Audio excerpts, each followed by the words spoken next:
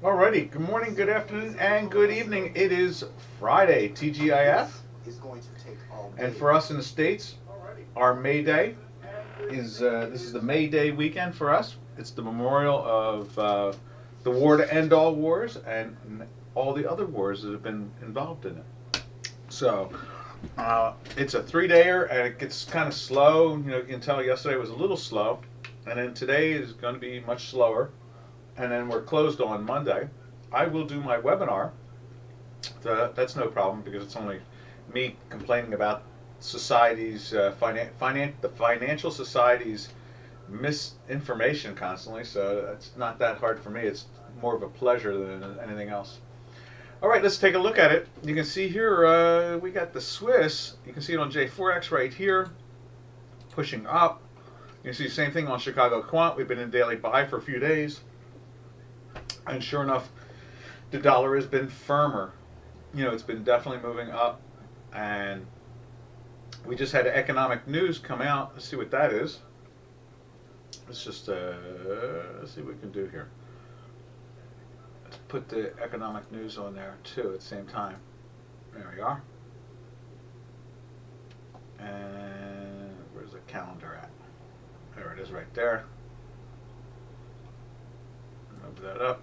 There it is. Let's shrink it down a little bit in size so it's not too wild and see what the numbers look like. There we are. There we go. And see, there it is, Thursday, and here is Friday. And so the economic news that just popped out is personal consumption, and it's considered low. So, in other words, low in the sense that it's not that important on that particular product. Let's see what other ones we had here. Personal spending is low, so that's not too exciting. Medium on core personal consumption. We start to think about inflation there. And then I guess nobody's really high here on it. Let's see, Chicago purchasing in about an hour and 15 minutes. So. No real noise, all low today, so there it is right there.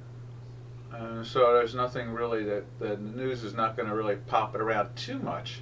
We do see the stock market just made a move from 85 on that on the Tech 100, from it sold down to close to 85, 685, and is now trading at 704, 703. So it did have a little. It had some excitement. Whatever news did come out, it gave it a little pop in there.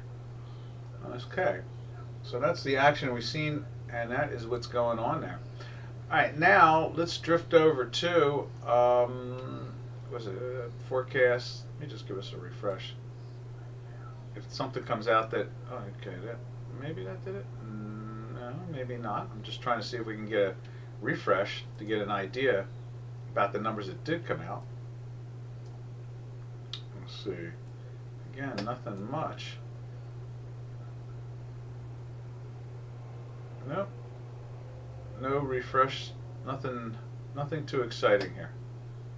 So the forecasts are there, but the actuals haven't been filled in yet on the Dukascopy calendar. We'll see how that goes. All right. Back to the currencies. And as you can see, dollar is firmer. It's got something going on. I mean, interest rates.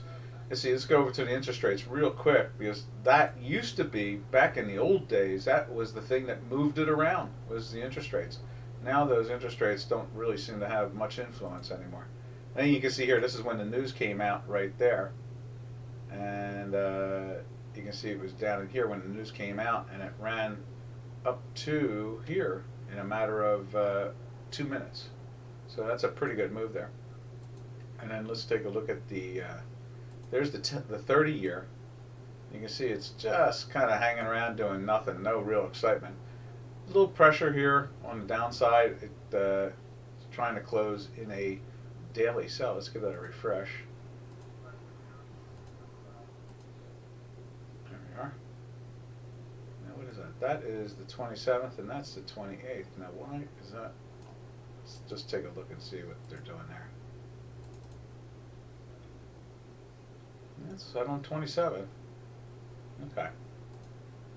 So there's that. That's the that used to motivate the marketplace, was the interest rates and the inflation and the GDP. They were the key factors. Now it's just quantitative easing. Whatever the central banks think it should be is what it is. All right, let's go over to the euro. The euro closed in a daily sell last night. See right there. Put it up there. And a little pressure on it again today. Nothing major, just a little pressure here and there.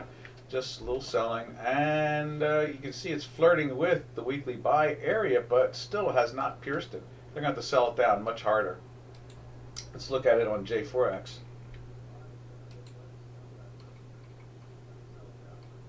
Right there. You can see it's moving down there on J4X, same way. And you can see here it's been pushed into the sell there. And for those MACD lagging indicator followers, it's it's breaking down right there, and the histogram is trying to break down.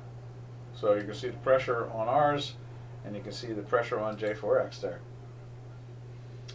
Now, wow, whatever the news was, whatever indicator excited them, you can see. Can you see? Let's see. We'll go like that. You'll be able to see again. You can see that it's moving back down again, right down to where the news has come out. So something excited the marketplace and thought, ooh, we need to cover our shorts a little bit. Obviously now that's over with. All right, and then we go over to the cable. Now that cable did a fine job of staying in the buy from yesterday's daily buy, but it is weaker today. Right there. It's a little bit weaker there, and you're getting a little volatility signal. But the weekly itself is showing that it doesn't have much interest in trying to correct. So it's been in a buy since back here. Can you see that? No, let's see if you can see that. Like that. So it's been in a buy since back here.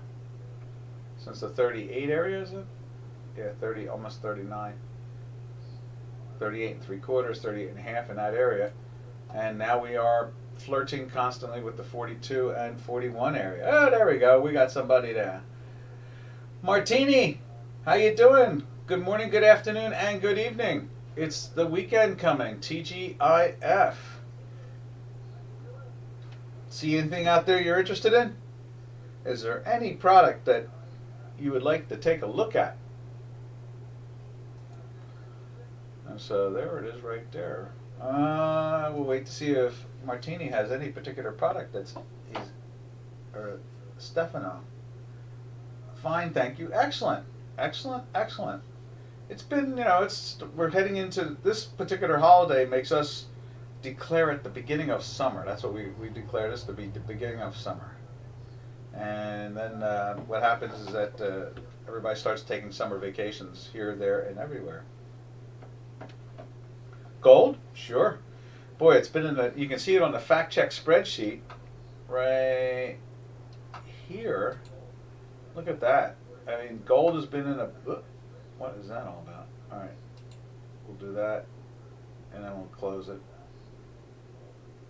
There we are, and exit. Okay, back to the fact check spreadsheet. Let's see, like that. How's that? That's not good. Let's move it over a little bit more so you can see it on the chart. There you are. And what you can see is was that line 7 or line 6? Line 6. So we're 6 weeks in a weekly buy and 16 days. Today's the 17th day. The thing has been really, really happy. Let's take a look at that. Right there and right there. Oh, a little weakness there for the moment. Nothing major. As you can see, the weekly doesn't care. It don't care. From the 1775 area all the way up to 1900, we've gone 100 over the last 1, 2, 3 weeks. We went up $75, and 1, 2, 3, we went up another. Basically, from this low area here, we went up about $100, $75, $80. So a couple of days ago, we pierced the 1907 area for a little bit, 1907.70. So it's been interesting. It's been a good buy, and it's been in the buy from here at the same time. It's been in a buy since they're on the daily with the weekly. So it's been zoom to the moon. Oh, let's see what the Bitcoin is. We can take a look at the Bitcoin, see what they're doing there. And let's see. Bitcoin. There's Bitcoin. It's just been sloppy, trapped in the $40,000 area. No real excitement. Pushed it back into a daily sell yesterday. You can see the pressure there. We've been in a weekly sell for, you go in the fact check spreadsheet right there. So we're 7 weeks in a weekly sell and 1 day in a daily sell. The pressure is on again. But not anything too damaging, just kind of a little selling here, a little selling there. Yesterday we talked about Carl Icahn, about how he said, I don't own it yet, but I'm going to own it. He sees that as the name of the game, basically. And if Carl Icahn is thinking about buying cryptos, then obviously there's a good reason to own cryptos. I myself see it as a technology equity. It's a asset equity that's electronic, which is very interesting. Some like to call it a pyramid. I don't see it as that. What it is, it's a faith that they can put their money into this asset because they don't trust the central banks. Now, are the central banks powerful? Most definitely. Can they interfere a little bit? Without a doubt. Can they stop the cryptos? No. They cannot stop the cryptos. They can push on it. Matter of fact, what they're probably doing right now is they're trying to shake out the longs in there. And then what will happen is, who knows, the central banks need to profit. They may be in there buying it themselves as they chase out people. Anything's possible. I don't put anything past the central banks when it comes to looking for a profit. And if they have to badmouth the what do you call it, the cryptos, that makes total sense to me, because they don't have much of a choice anymore. They're just starved for a return. I mean, there's a 17 trillion, just plowed into bonds that are basically worthless, and they need a profit. They need some type of return. I mean, they can't constantly just depend on printing.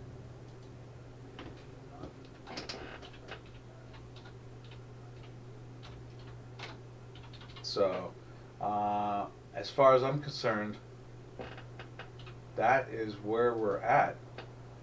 We're seeing the cryptos as a new asset class that's begging to be bought, and the central banks are trying to badmouth it, and the pretend financial media keeps on trying to make it sound like,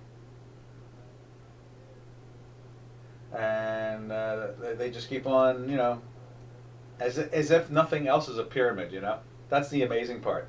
Like, as if only the cryptos are a pyramid, but not anything else. Not the 89 billion they plow in every month, new monies into the bond market, not the rolling of the bond market every month, and between the ECB and the Federal Reserve, the number comes out on the balance sheet to be roughly around 250 billion a month of rolling of assets. What they mean is they sell out the long one, the ones that are expiring, it gets sold out, and the new ones are bought. They roll it up. They don't consider that new money. They just consider that existing money. So, that's why Doc likes to do the webinar, because it's just totally absurd, and you can't, nobody over here wants to talk about it. Matter of fact, if you sit and talk to the average investor, they have no idea any of it's going on. None whatsoever. None. Zero. So the media over here refuses to talk about it. All right. Hope I answered those two things there, gold and the Bitcoin. I will go back to what I've been doing. But if anybody out there, anybody who sees anything they would like to look at, just give a yell and we'll go after it. Now let's jump over to the Turkish lira. Right there, dollars Turkish lira. We look at that, and then we look at the euro Turkish lira. You can see here it's going after our little yellow dots there. It keeps on inching higher and higher up. We are now at 861.03 with a high. That's the high, 861.30, and we're at 17 now. And I think that is all-time highs. Maybe I'll say in a second. The high there is. We'll get that thing up. The high there is 847, almost 848, and the high there is 848, and the high there is 845, and there was the last big high, I guess 850. Let's just take a look and see. Don't think. Oh, let's see what that is right there. That is 858. So we've basically taken out the all-time highs as far as I can tell. We'll just look a little bit further down the road here, but it looks like to me we are at all-time highs in the Turkish lira against the dollar. Oh, no problem, Stefano. No problem at all. Love answering questions. Love to dissect things. I like to get other people's opinions. If you think what I said makes sense or doesn't make sense, or if you have a question about it, you know, we all learn. I learn, you learn, we all learn by discussing these things with rational numbers, basically. All right, let's take a look at, where am I looking at? Oh, I know what I'm going to do. I'm going to look at the euro against the Turkish lira right there. Now, this thing's been pushing up for a couple of days, making new highs, right? So we thought that was going to happen, and sure it has. And that's why we follow the euro against the dollar, the Turkish lira. Because, again, the last few days has been making new highs. And sure enough, it's lifting up. They're both in strong weekly buys. It seems we are alone today. It's been quiet all week. It has. It's been quiet all week. I haven't seen a less around in a couple days. Yeah, it's just very quiet. Ooh, let me just take a look and see if they've updated the economic calendar. I'm just sliding down on it. I just want to see the economic numbers that did come out. So there's Tuesday, there's Wednesday, there's Thursday, there's the Friday numbers, and let's see if we can see. So they haven't put in the actuals yet. The actuals have not been put into the Dukascopy calendar at the moment. I guess they'll come in a little while, and we got a little bit more noise in about an hour. So there it is, right there. Yeah, that's it's been quiet. You know, it's been quiet. Oh, it seems, let's see, I wonder about the euro yen. Well, let's take a look at the euro yen. Like I said, you know, it's always cheaper by the dozen. You know, you can always ask a question, and the only difference is there could be a short answer or a long answer. It just all comes down to what we know about it and what's going on with it, what the charts are. What we know about it is what the charts are saying usually. There's Euro CAD. We've been watching Euro CAD. Let's see, there's Euro Zloty, and let's see, we'll put it right there. And let's see how it looks. So here is, let's put this in. Instrument, and it'll be the Euro EUR right there.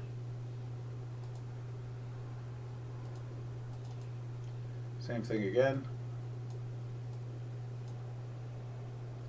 EUR. There we are. Let's see how that looks. All right. You can see here that matches up well with it. The weekly buy has been in a weekly buy for a while. Let's see. Went into the weekly buy right there. Yeah, right there. So this can go all the way back to January. So it's been in a weekly buy since the 126 area. And there's your sell right there. And it's not even remotely close. You can see there's the buy right there. It still stays in a buy till right here. I was going to just take some of these away like that. There's your sell. Then let's see, the next buy is right there. That sell is right, that buy is right, that sell is right, and then we'll move that buy over to there. Let's widen this a little bit and then move it over a little bit just to give it a little bit better flavor.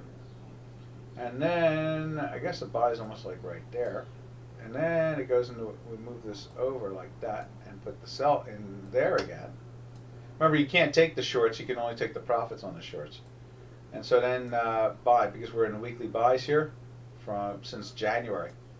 And then, let's see, we move one over like that. That's the sell right there. And then our buy kicks out. It's going to move that down to the next buy like that right there. And then the sell kicks out right, where's the sell kick out? Right there. And move that buy over to theirs. And then, let's see, the next sell is right there. And then, let's keep on moving over again. That sells right, that buy is right. And then, oh, let's just steal this one right there. And then it goes into a sell there, but again, it's only a profit-taking thing, and we're back in the buy again. So that's cleaned up since the buy here, the weekly buy right there. So, how's that? That give you a little insight to the euro yen?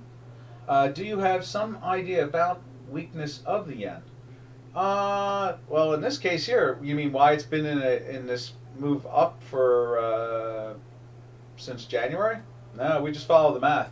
At this point in time, it's one thing's very clear, and that is, you know, it's cleanly through the weekly buy. You would assume it'll do like this, you know, generate a peak and have some correction. I guess the next time we see a daily sell, you know, you'll see some weakness in it. And you know, we follow our numbers, so the best thing you can do is follow the numbers. Yeah, it does that. You know, the math.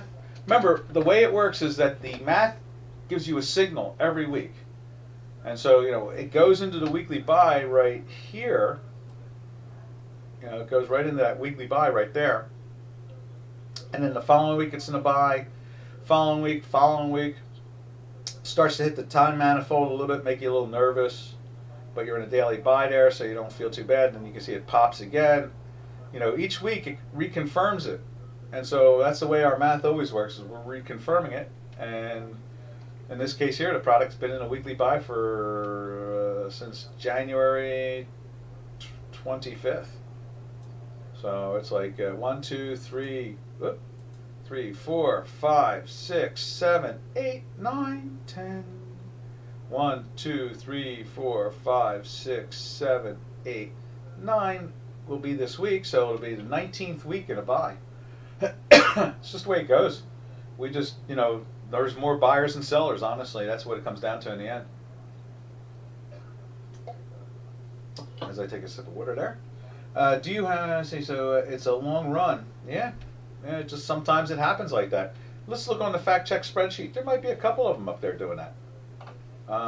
You know, sometimes we have that going on. Right now, it's relatively calm. You know, the longest one we have in the currency sector is 6 weeks of the, 7 weeks with the euro, and 7 weeks on the euro AUD. And on the sell side, we have 7 weeks in the Swiss and 7 weeks in the Zloty. So, you know, sometimes they get into trends and they just keep on going, and nothing can stop it until itself stops itself. We don't stop it; we just follow it. There is no such thing with me, like, you know, like when Daniel comes in. You know, this can go to here or that can go to there. To me, it's like, okay, as long as I'm in a weekly buy, yeah, it's got a good shot at going to those things you're suggesting. But at this point in time, what it really just comes down to is it's just very solid. You know, just very, very solid. And, you know, and it's not showing any signs of weakness. And the dailies go in and out, and, you know, it is what it is.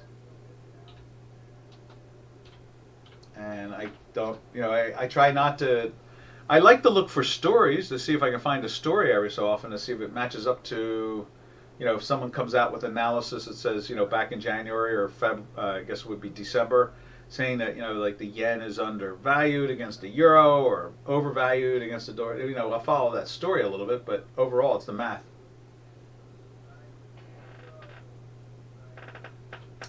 that make sense to you?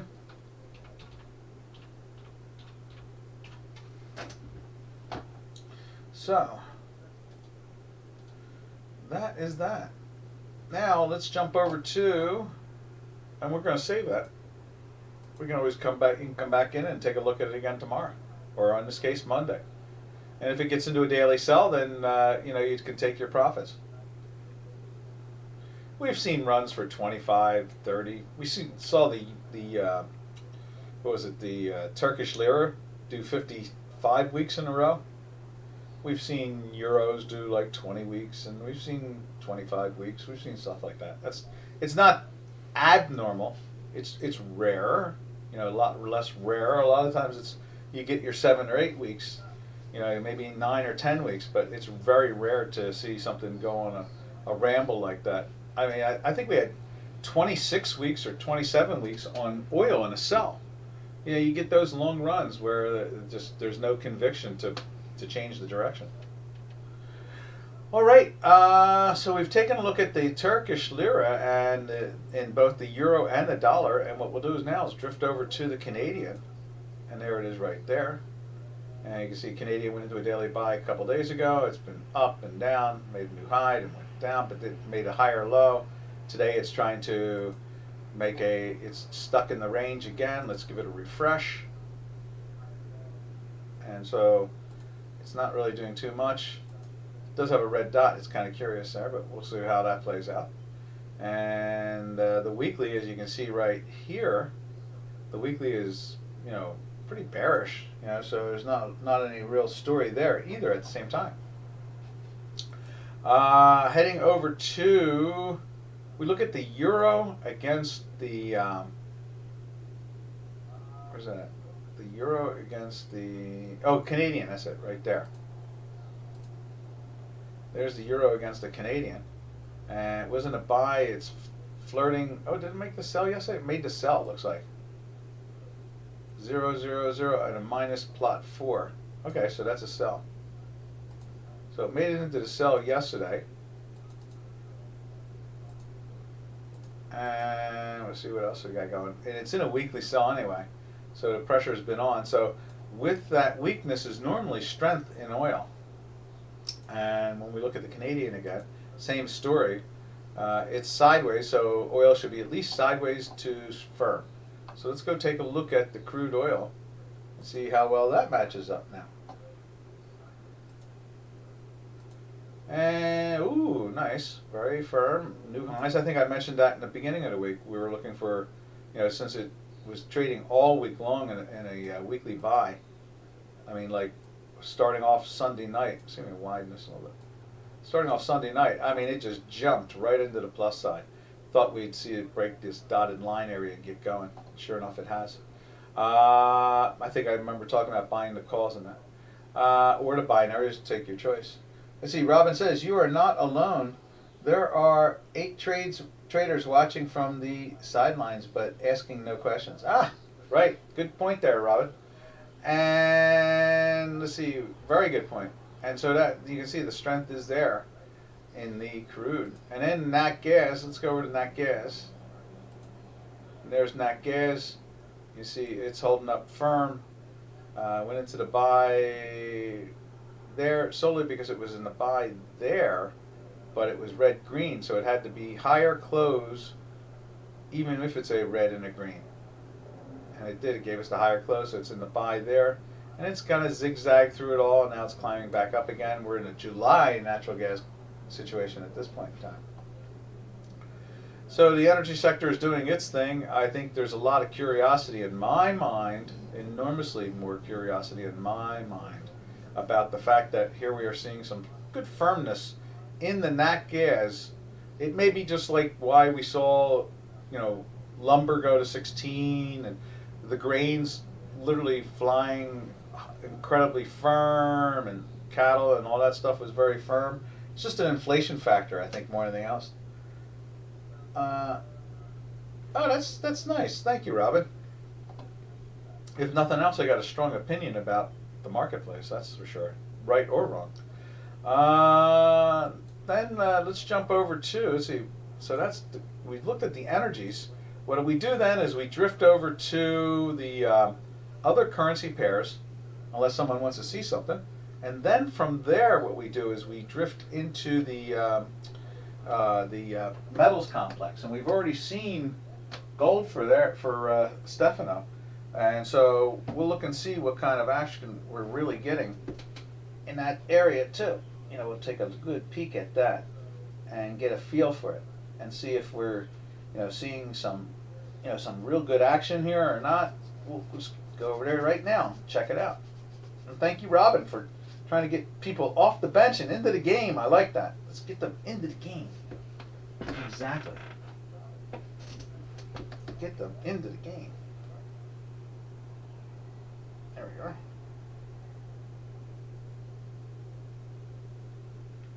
All right, let's switch over to the currencies.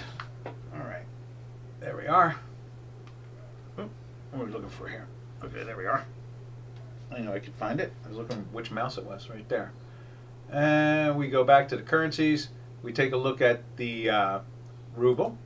See the rubles, look at the way it's tightening up. We've been in this sell in the ruble for, where's that at? That is line 18 for 11 days now. And this is going to be the 12th day, and we're 4 weeks in a sell. It hasn't really gone too far. It's been not very powerful. It's just kind of slow leak, like a little rowboat, you know, just kind of leaking, a slow leak. And then we take a look at the yen, this time in the dollar form, and you can see that we talked about this in the beginning of the week, saying that the dollar more than likely will move up just because of the way that moved up. And it did. The day later it started to move up. The dollar, and this is just following through the same way. Now, we went into the weekly buy last week on the dollar yen, and so that was kind of cool. And then this right here gave us the guns blaze, get long, and sure enough, it's made it run to the 109s to the 110s. So it's pretty cool there. Full handle move there.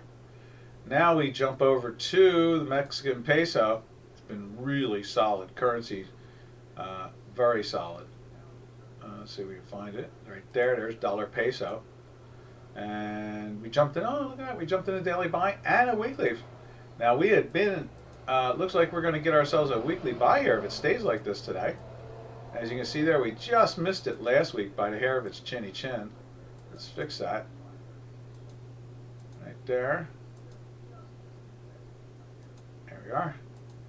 Last week we just missed it. It was so close. Where's that? Right there. 0, 0, 0, 0. I mean, it could literally, you could have, you know, if, let's put it this way, if you were short it, I would have been like, well, cover your short, just don't get long yet. Wait for a daily buy or something, and this thing's over to weekly buy. You know, that type of thing. That would have been my opinion last week. Sure enough, it went into a buy, then went into the sell the next day, and then jumped into the buy there yesterday. And now with this thing over the weekly, now we went into the sell here. We went into the sell here. The voice lost that voice there. Around the 2050s. The high that day was 73, and the high 50s or mid 50s at 250. Low is 2053.99 or 54 basically. Went into the weekly sell there. We were in a daily sell for weeks. Look at that, like 3 weeks almost, before it even attempted to turn up. What was that? 1, 2, 3, 4, 5. 1, 2, 3, 4, 5. 1, 2, 3, 4, 5. 15, 16, 17, 18. Took 19 days just to get that thing into a daily buy. Wow. So that's kind of interesting there. So now it looks like it's going to try to turn up a little bit. But even then, the product has been a really good currency. Look how nice and tight it is. That makes domestic economics work a lot better when you have your currency, you know, just, you know, sitting very comfortable and firm without any real, you know, damage, that type of thing, you know. In the sense of what I mean by damage is, I would say, looking at the Turkish lira, I call that damage. You know, so in other words, Turkish lira, you know, at one time, you know, when President Erdogan was Prime Minister Erdogan, it was trading at 1.5. Now throughout his tenure, it's trading at 8.5 or 8.60. So I mean, it's gone up 5 times in value. You know, 1.5 to 3, 3 to 6, 6 to almost 9. You know, threefold. Oh my God, you know, that's really punished it. And from 1.5 to 8.5, that's an ouch. That's a real ouch. So that's what I call damaging it. Then we go over and take a look at the RAN. And when we look at the RAN, then from there we drift over to the metals complex. And there it is there, dollar RAN, or right there, ZAR. And as you can see, this has been in a sell since here. A nice little move. And yesterday was a nice low, and we were expecting gold to have its high that day. And you know, because it's this thing goes down, you got to assume that their money is coming in and buying gold. You know, they're a big gold seller. I mean, producer. So that is what we interpret when we look at the South African Rand. And that's why we look at it right before we jump right back into the energy complex. I'm sorry, metals complex. Sorry about that. Metals complex. You can see here it made that high 3 days back. Could be just literally a time change thing going on. And you can see here it's doing the little correcting thing, but nothing damaging. I mean, it's staying in a daily buy now. What was that line? We did this with Stefano. So that's line 7, 6. Let's scroll up over here on the fact check spreadsheet. That's line 6. 16 days in a daily buy with 6 weeks. So now let's take a look at Silverado. I know that's in a weekly sell for the last week and going sideways. See that? It's been in a sell here, and it's just been sideways action. Went into the buy right there, and today it's going right back into the sell again. They don't seem to be able to, as much as we know that there is demand for the product, it just doesn't have that same vigor and power that the actual gold has. That has a lot more vigor and power. And then we go over to copper. Take a look at the copper. Where's that at? Right. Not there. Right there. There we are. There's copper. Copper went into the daily buy yesterday on a big spike, and today they're trying to take some profits out of it. So at the same time, we are still in that weekly buy since the 438 area, 35 area, 435 area, and it has gone to 480. So that's a 45-cent move. Pretty interesting there on our weekly buy. And daily buy has been fair. Now this one got into the weekly buy here, and it's kind of a little slumpy, Let's see, U.S. Mint can't keep up with demand for the precious metals collector coins they sell. Yeah, that's why every time one of these countries talks about creating a cryptocurrency with backed by gold and oil, I laugh. I can't even imagine how the delivery system would work, in the sense that I think I mentioned the story at the beginning of the week. The reason why Mr. Nixon, the President of the United States, back in the late 60s, switched the dollar away from gold was he was terrified that he thought that Charles de Gaulle was going to leverage the currency.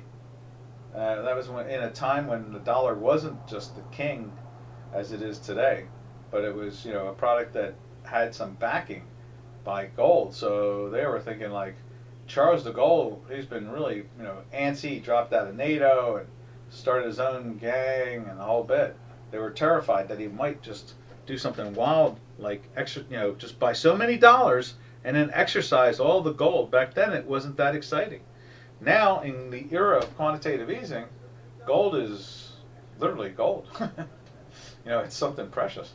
And we've seen that product in the quantitative easing era, where it ran all the way up to almost 2,000, 1,900 and something, and fall back down to 1,000, a 100% or a 50% drop.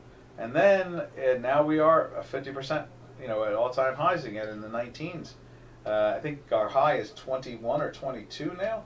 And so, you're seeing some interesting action in there, and how anybody could set up a delivery system and you could just willy-nilly just exercise. That would be just devastating to some sectors. All right. Now, where do we go from here? Let's drift over to platinum. Take a look at platinum. Platinum has fallen apart. The Yellen spread has had some issues right there. So it's still trying to get into a buy. We need a green dot for it to happen altogether. Let's give it a refresh.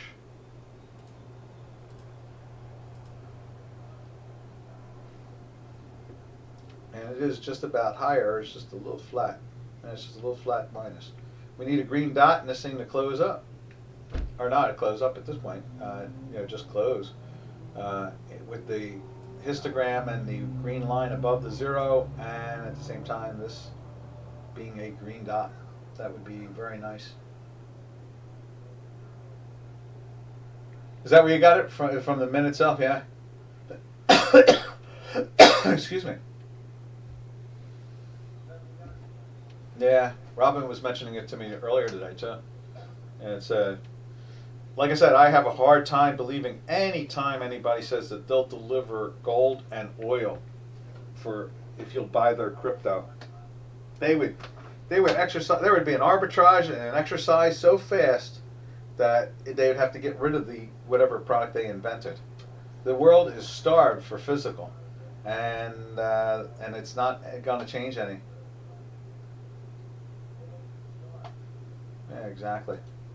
So that is the whole nature of it all at this point in time. And it doesn't seem like we can, you know, get any change out of it either. There just doesn't seem to be.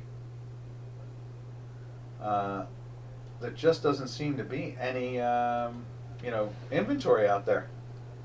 I mean, you hear all kinds of strange stories, and you hear what's going on, and then like Robin likes to trade the silver and a physical, and it's like, you know, for him to step up and buy the street price is, you know, is like $4 and $5 over the exchange price, $3 over the exchange price. It's definitely wild, right, Robin? You know, if you go try to buy a coin, they want what, $3 or $4 over the ounce that's traded at the exchange.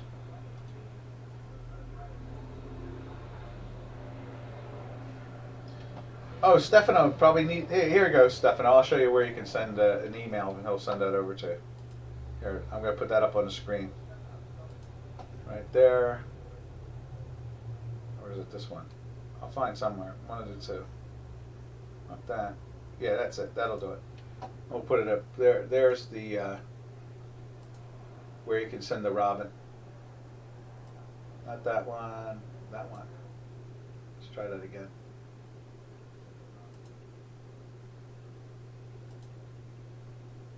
There it is right there. See it right there?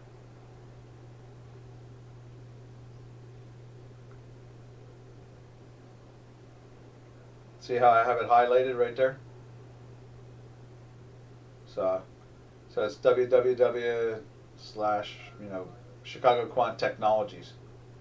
And it's spelled that way, Quant Technologies, one big word. Yeah. All right, minimize. Where are we at now? Bing, bing, bing, bing, bing. Oh yeah, platinum. Platinum, let me just look at platinum again. 1179, let's put gold over on J4X. And right there.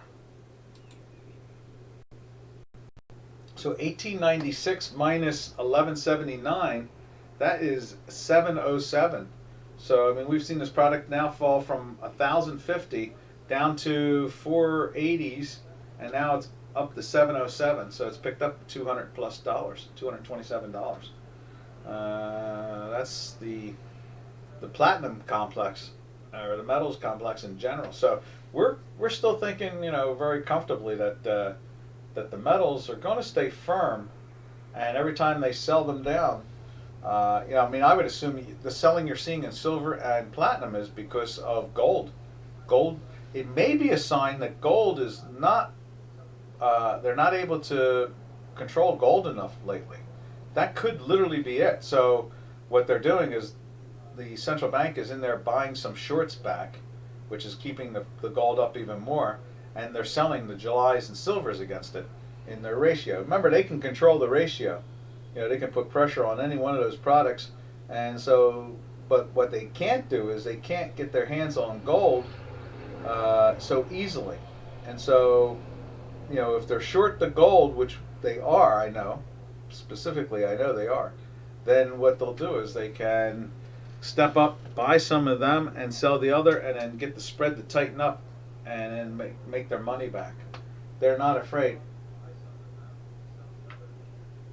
And so that's the way it works. You know, the central banks have enormous power, and there's really no taking it away from them. So at the same time, that's why the cryptos are so strong, is because even with all the selling that's going on, all the cryptos are over their yearly highs at this point. I mean, not yearly highs, last year's close. So they're all not trading at highs, but they're trading above December 31st settlements. So that's, you know, that's pretty positive. I mean, that's, you know, who knows? Maybe the volatility will come out of that product.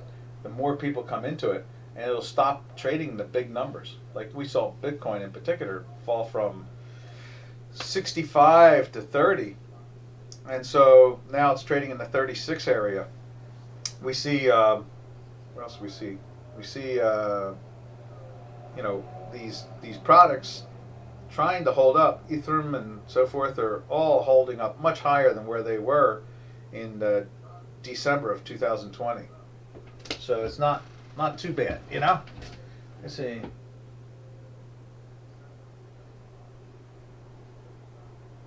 Okay.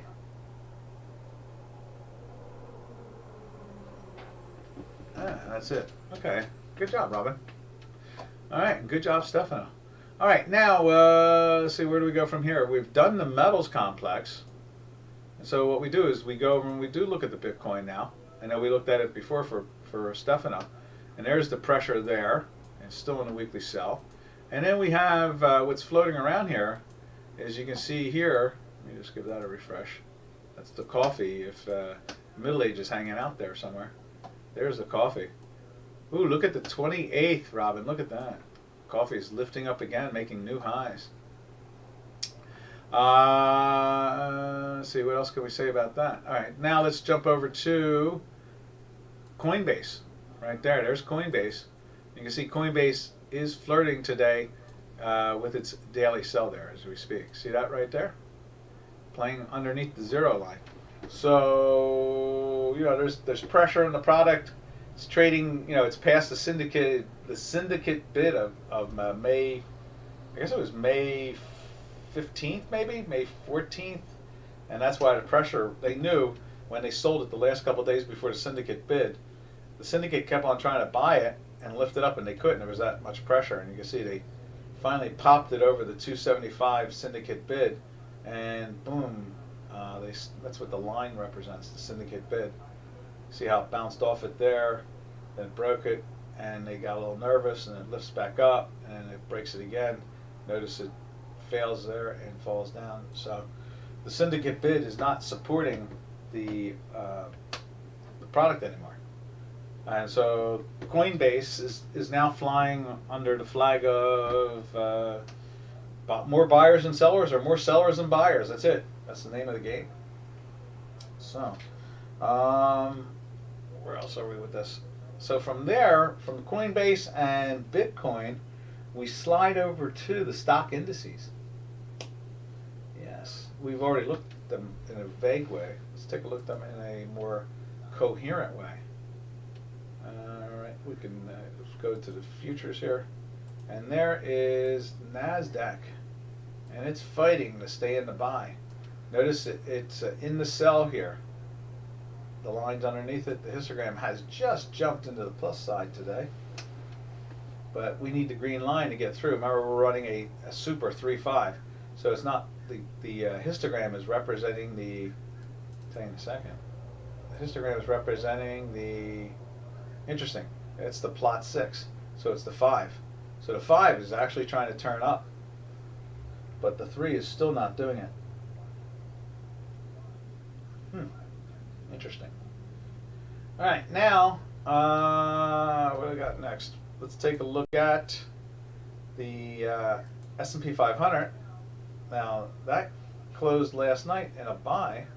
I'm not sure why the histogram now is minus, but it was last night it was in a buy, so we leave it that way just because of that alone. And sure enough, today they're trying to lift it again. That's the S&P 500. That's this right here. And you can see the weekly is trying to get back into the weekly after falling into the sell. And let's put it up on J4X. Right. There it is. The S&P right there.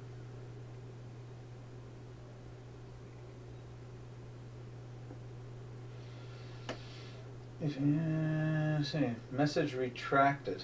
Say, send it to me. I can post it up on the screen. You know, Robin, just email it to me. Whatever you were trying to put up there. I'll just put it up there. All right, so now looking at the, you can see it on J4X, that's the S&P 500, and you can see up on Chicago Quant, again, S&P 500, showing life in it, the buying and so forth. And it slid into the weekly sell here, and it tried to go sideways down, but it's now, and has been throughout the week, battling with the weekly buy number there. So yeah, just email it over to me and I'll put it up on the screen what you're trying to put up there. Then where do we go from here? We go over to the Dow Jones Industrial Average right there, which is it was also closed in a daily buy last night, and then they moved the bar down, and you can see here it's having no issue whatsoever on the weekly. It's been in a weekly buy, you know, it's been above the weekly buy number now all week long. And it's been fighting to stay up there. Maybe there's another leg on the upside. I don't know. If we go into a buy, how many times can you hit the all-time high area without, you know, taking off? Excuse me, taking off, you know, up into a higher area. I've seen some stories out there. They think that there's some room. You know, they do think that there's some room for a little bit more buying to the end of the year, and it wouldn't surprise me any. That would make total sense. That is where it's all at this point. That is it. All right, and then, like I said, the Dow Jones Industrial Average. Now, we saw, and we talked about this throughout the week, where we were seeing strength in the weakest of the indices, and that is the Russell 2000 right there. And sure enough, you know, it's been in a solid buy for 3 days, not even hesitating. But notice at the same time, we're stuck in this weekly sell from here, and all we've been able to do is climb back up to it. That's about it. So maybe it's next week's business, you know, where they start to take them all up, and if they don't, and they all roll over. Normally you see a Russell do something like that. It could lead in some ways. We'll see. See if there's some real action, you know, for that, you know, some conviction. We'll just see how they play that out. Like I said, the action is you know, that stuff.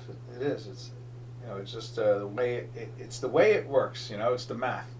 And in this case here, the Russell 2000 is the weakest of all the indices here in the States. It's kind of like our old NASDAQ, or what Dukascopy calls the Tech 100. At one time, that was a very weak index. Now, you know, 6 of the stocks, or 5 of them, are definitely in the Dow Jones Industrial Average, which is a divisor-weighted index, not a cap-weighted. And at the same time, we see strength in the Dow Jones Industrial Average itself. You know, they're buying it, they're not afraid of it, and that says a lot. All right. Let's see. Stefan, should I email you on Dukascopy email address?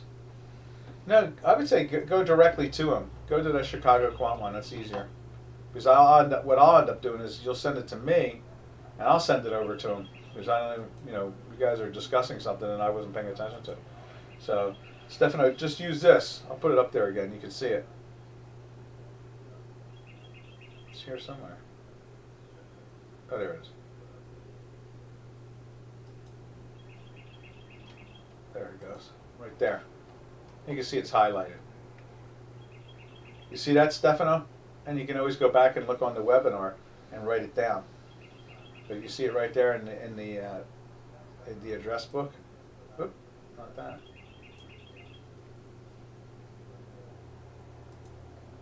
There it is right there.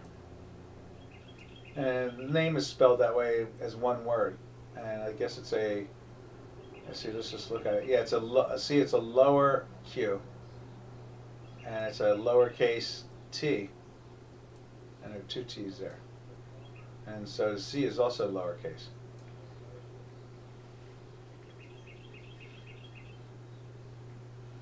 There you go. Let's get rid of that now. All right, so we've looked at the stock indices, and we can take a quick peek and see what the stock indices that they're in the futures contract, but we can take a quick look and see what they look like in the equity market in the ETF. You can see here it closed in a daily sell yesterday, and it's fighting to climb back up, but still hasn't changed the numbers here. Let's give that a quick clean refresh.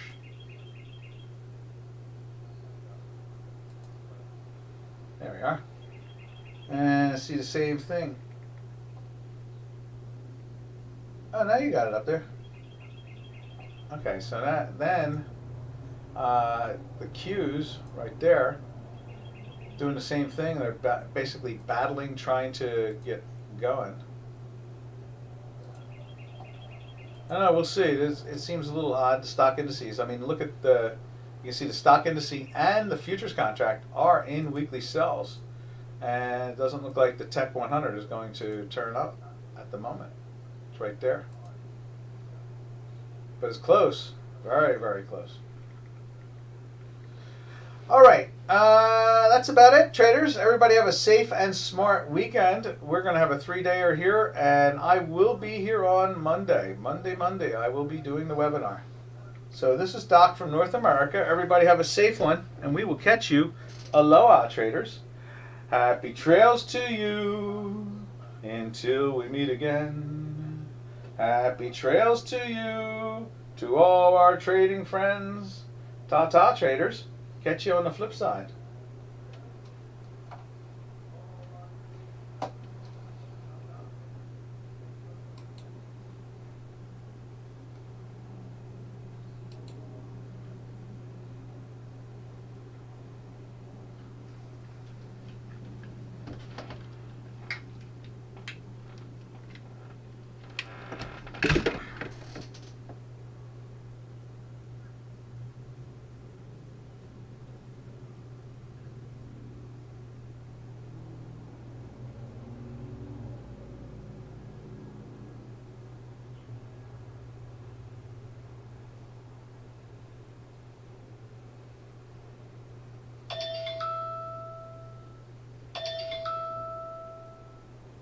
Good job, Robin.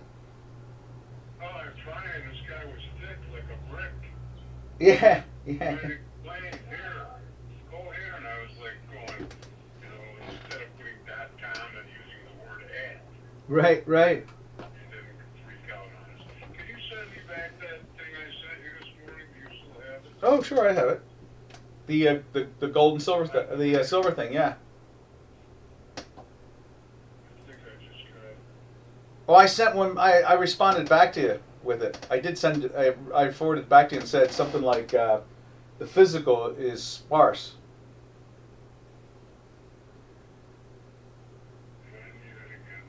Okay, we'll find it. Hold on a second.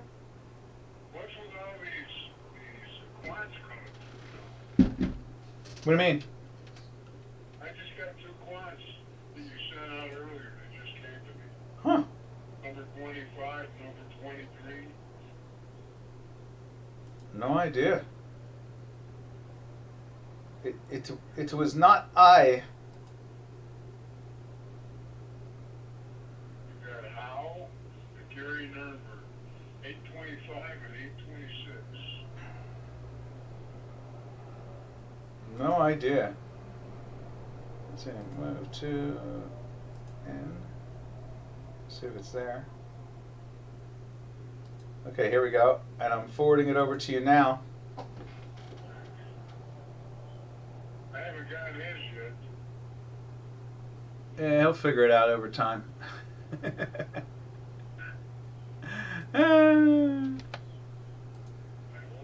Yeah, there we go.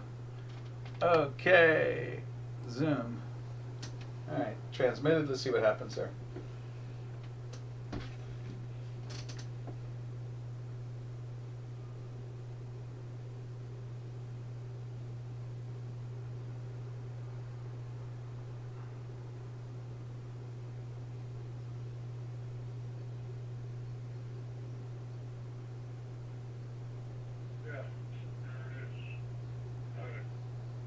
Yeah, 23 and 25 just came. Twice, huh? I don't know if they came twice, because it jumps from 22 to 24, and then 23, and then 25. That's weird. White Beck came late. That's odd. Well, I think the computer you're using needs a cleanup.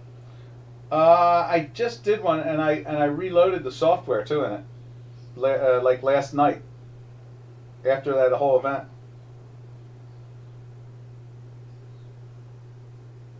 Yeah, they should, oh well. As long as you got it. Yeah. Just double check. Oh.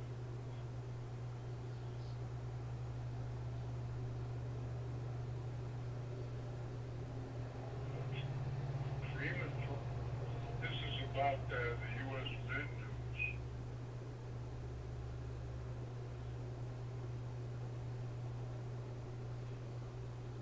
We just had somebody ask about U.S. Mint. What good is that? Yeah, really. Somebody named Freeman _ F. Freeman Foster. It could be his, Real name. you know, Yeah. I'm just gonna send it. Yep. I hear you. What do these people think about themselves? I guess.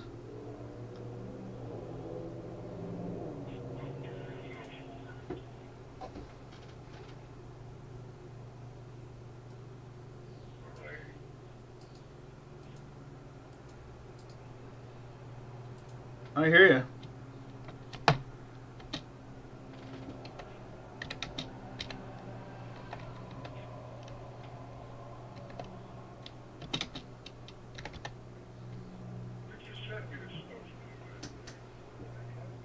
Well, you already sent it out. Remember, 24 out of 25, so.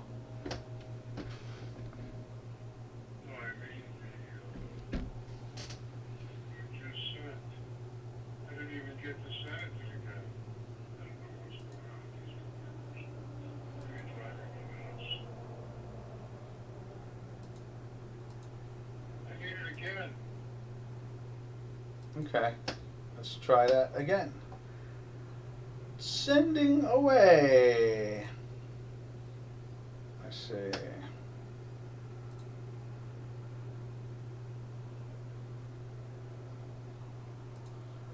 Sending it to I again. That's where I sent it the first time. Yeah, this is him. Nickname, Stefano Martini. Yeah. Freeman Foster is the name of the company. Oh. His name. Why don't you look up the company? I'll check it out. That might just be his name. It's an Yahoo.com. Yeah.